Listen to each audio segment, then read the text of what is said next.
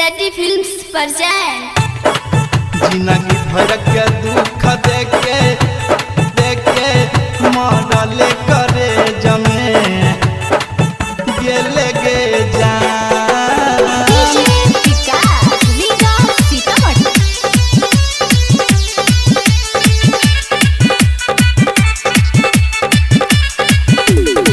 दिलावा लगैलियो गे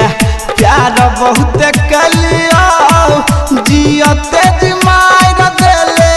तू गे जान दिलावा लगैलियो गे प्यार बहुत कलियो जियते जी मार देले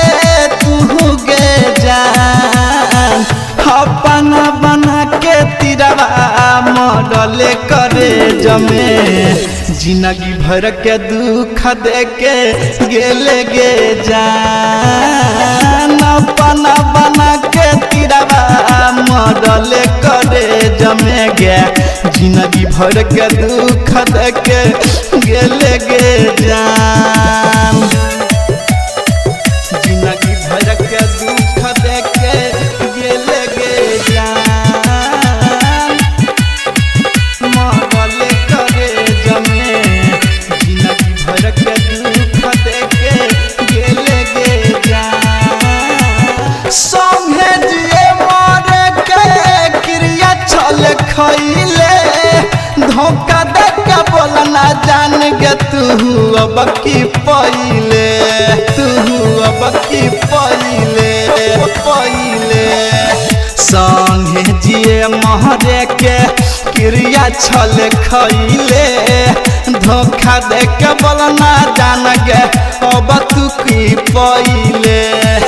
दिलावा के रहल पास बहन के गेरानी खास ये ते कठोर के ना भेल गे जान अपना बना के तिरवा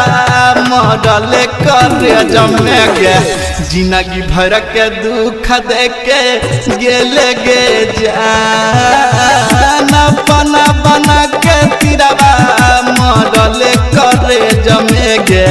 जिंदगी भर के दुख देके गेले गे जान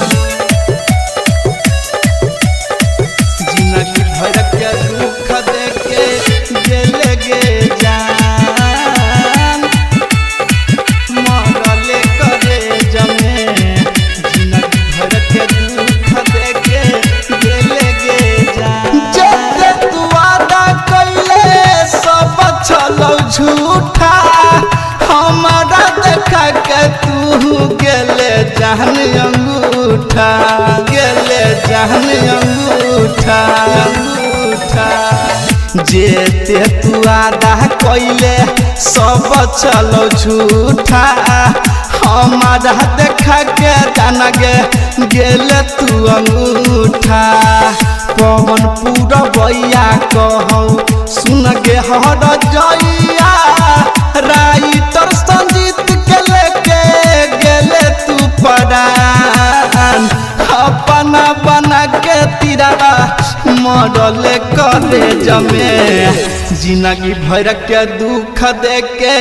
गेले गे जान अपना बना के तिरवा मरले करे जमे गे जिंदगी भर के दुख देके